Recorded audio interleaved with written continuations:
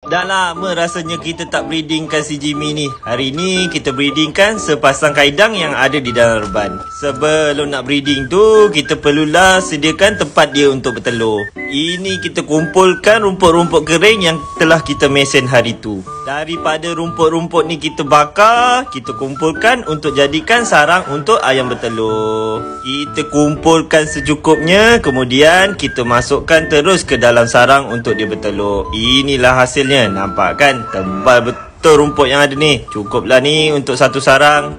Bila dah siap kumpul tu, kita terus pergi ke tempat untuk ayam bertelur. Ini kita alaskan dulu tempat ayam ni, kemudian baru kita masukkan rumput yang telah kita ambil tadi. Rumput tu kita susun dengan cantik dan rapi supaya ayam nak bertelur pun selesa. Yang mana rumput-rumput yang terkeluar tu kita masukkan ke dalam bakul.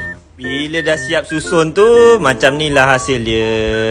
Bolehlah ni untuk ayam bertelur kan. Kemudian dah siap kita susunkan semua rumput tu, kita masukkan terus ke dalam reban untuk persediaan si kaidang tu untuk bertelur.